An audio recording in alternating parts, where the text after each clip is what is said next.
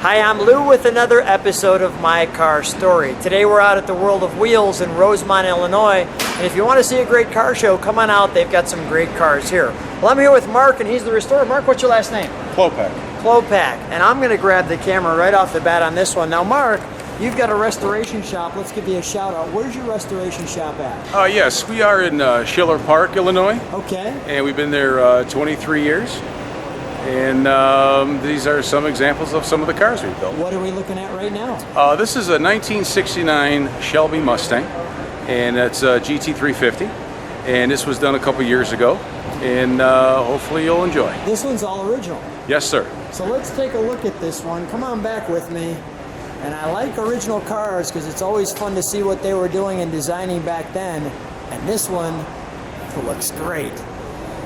Now, one of the things that's interesting about this GT350, there was also a GT500 as well. And I remember back in this time frame, you didn't see these cars very often. You'd see some Mustangs, but rarely it seemed like did you see the Shelbys. And we have one here for you today with all the numbers matching.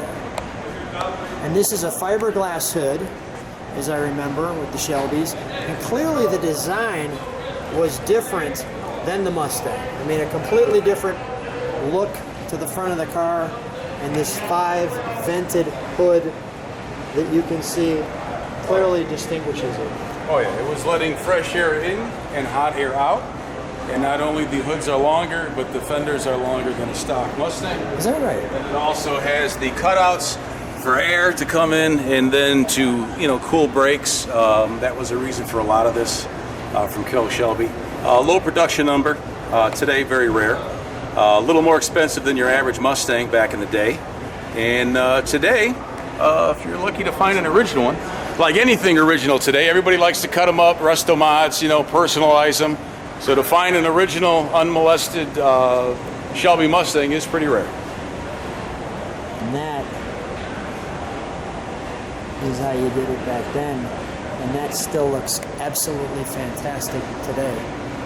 We've got the venting design there, as you can see. Is this functional, or is this all? These are made to be functional to help cool the brakes. And on this particular one, if you take a look on the inside, it was actually signed by Carroll Shelby himself. Well, let's do that. And there's Carroll's signature on the dash of the passenger seat. And you had the clock and the Cobra GT350 on there. And on the door sills,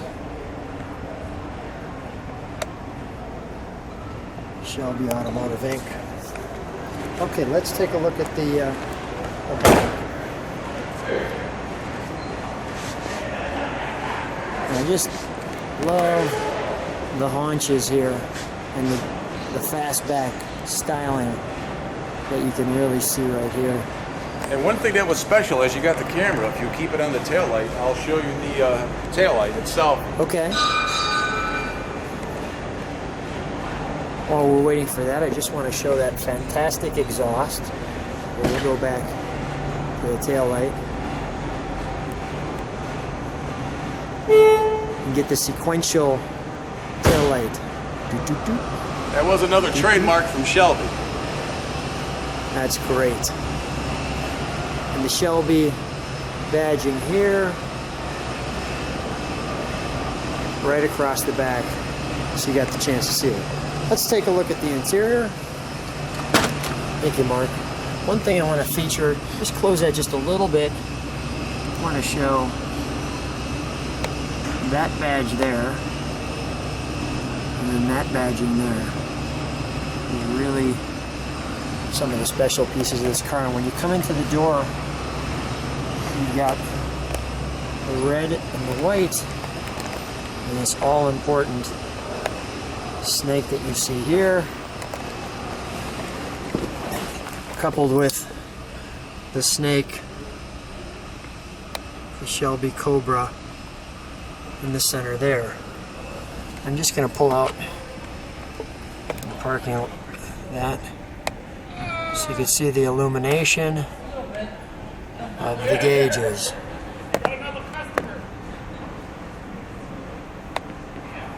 Like so.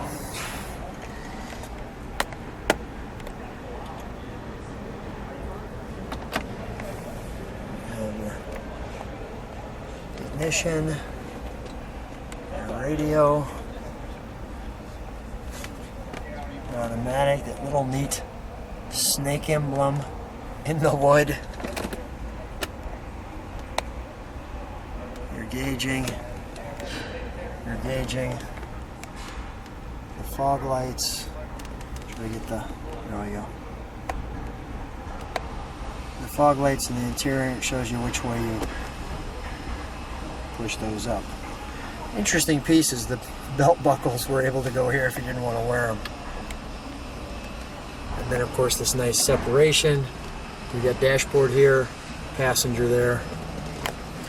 Kind of your look out the back. All right, let's take a look under the hood, shall we? Let me just show kind of the somewhat non-supportive back seat, but clearly all your business is up here. It's really although it's a 2+2, meaning a two-seater and a two-seater, it's really just a two-seater car for all intents and purposes, but you could stick somebody back there if you needed to.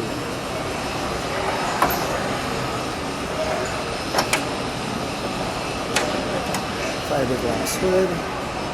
Mark, let me have you start this one up, would you, Sure. please?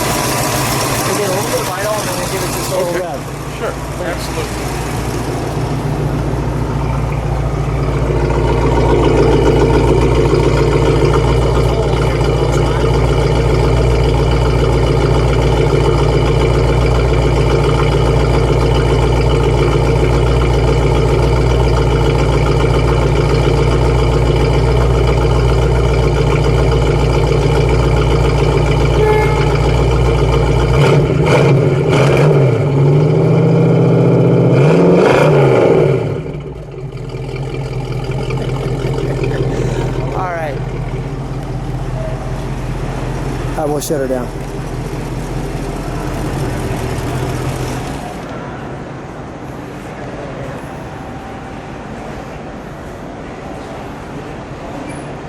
All right, let's shut that hood.